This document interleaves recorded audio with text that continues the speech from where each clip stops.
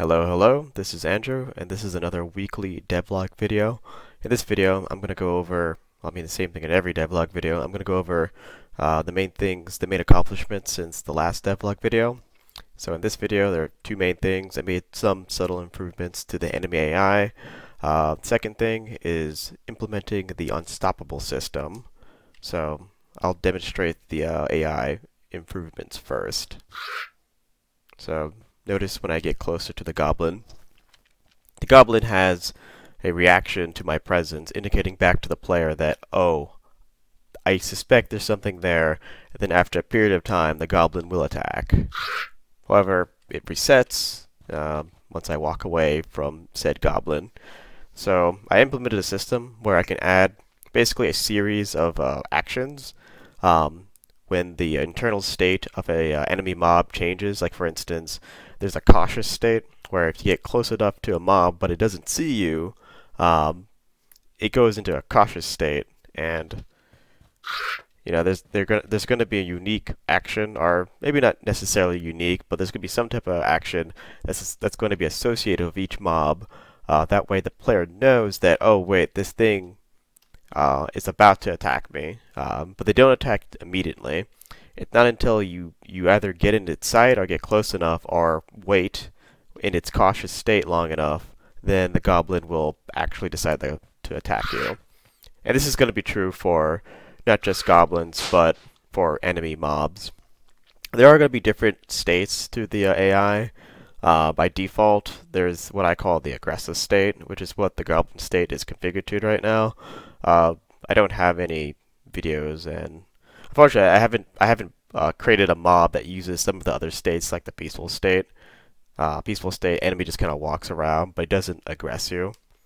But for the most part, most mobs are going to have this aggressive state, where if it sees you, it's going to attack you.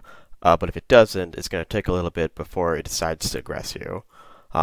Once it enters the quote-unquote aggress state, it'll start following around, and when it gets close enough to you, it'll attack. Enemies will have their different attack ranges depending on how far their attacks are. Some enemies are going to have lunge, some enemies will be able to jump. There's going to be three main types of enemies, melee, range, and what I call mage enemies. Melee have to be within melee range. Range enemies need to see you. Like there can't be any obstructions between you and the enemy, but they can attack you from range. And of course, mage enemies will be able to attack you even if they can't see you, right? So the big gimmick with mage enemies will be you'll have to get to them. They'll be easy to kill, but the hard part will be to get to them. So let me just demonstrate what happens to the goblin. So if I wait too long, it'll eventually notice me, right? So now it's going to start attacking, like that. And that last attack there is actually going to be the second thing that I'll talk about, which is the unstoppable mechanic, is what I'm calling it. Pretty happy with how this turned out. The mechanic itself isn't complicated, but I really like the shader that I wrote for it. So if you notice, the little fire effect, when enemies, that fire effect only occurs like during an attack, right? And both the player and mobs will be able to do this, especially boss fights, since without the unstoppable effect, you can interrupt enemies when they attack. But as the name suggests, if the knight or another enemy is in their unstoppable state, if you try to hit them, they can still take damage. However, you won't be able to launch them, or put them in the bop state, or cancel their attack. They're basically quote unquote unstoppable.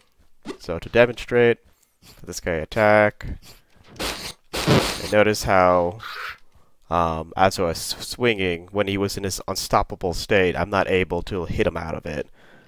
For comparison, notice that I can keep hitting him, and he's like, you could basically always interrupt the enemy if they're not in their unstoppable state. Like I said before in the previous video, I really want the direction of this game to be what I call thoughtfully aggressive, right? So the game will encourage you to keep swinging your sword and hitting the enemy, but there's going to be periods where you have to pay attention. And one of those periods is going to be the unstoppable state, where if you see that glowingness, then you'll need to react accordingly. And for some of the later bosses, I am gonna implement it in such a way where here it's pretty obvious. You see it, and he's in his prepare. He's like holding up his weapon for like half a second. It's gonna be really clear. But there's gonna be some fights where you'll have to memorize the patterns in order to predict when the unstoppable state's gonna come out. I can freely control like how long a combo is, how long a mob or even the knight is in their recovery or prepare frames during an attack. I'm gonna have a lot of fun mixing up those different parameters. Pretty happy with how the what I call the combo system is coming along.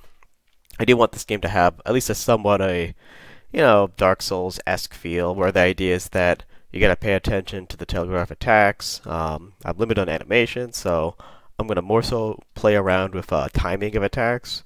Uh, but for the most part, the idea is that you want to be as aggressive as possible, but then prepare yourself for being on the defensive when certain attacks come out. Um, so the shader here, honestly, the shader here I think is just super cool. Um, I think watching somebody else work on their shaders, and they got me the idea of using multiple textures within a single shader. Because like normally most of my shaders like when when you get hit, that's a shader. Or when I'm on a wall, that little orange color, that's also another shader. Those shaders basically only utilize the current texture. But that fire effect, I'm using a separate fire texture, and then I'm sampling from it within a shader. So there's like two textures being sampled at once to produce that effect, which I think it looks pretty sweet. I'm gonna have a lot more fun in the future playing around with HLSL. It's for whatever reason, it's like very satisfying when you come up with a really cool looking like shader idea. In fact, I was actually thinking about doing more with the what's it called, the unstoppable effect, but I think it's good enough the way it is. I was planning on having a shader like on the character themselves, but I think the fire effect it gets the point across without being overbearing. Um, Even though I'm having fun writing the shaders for this game, I mean, I don't none of my shaders are particularly complicated, but they feel satisfying to write. Um, but like I said, even though I'm having a lot of fun writing the shaders in the game, I want them to be uh, impactful yet not too overburdening, if that makes sense, right? Like, I don't want the game to be filled with like different shader effects everywhere. For the most part, I just want to use the shaders to kind of add a little emphasis on certain gameplay elements, like the unstoppable effect, or when you dash, you flash white to indicate that your flash is off cooldown. So I like little stuff like that, and I think altogether they kind of add up to make a very interesting look and feel to the game. But that's all I wanted to go over. Next week there won't be a devlog, unfortunately. I'm gonna be out of town. I'll be visiting my family, so I won't have time to make a devlog video until the week after that. So until then, I appreciate anybody who took the time to watch this video. Thank you and have a nice day.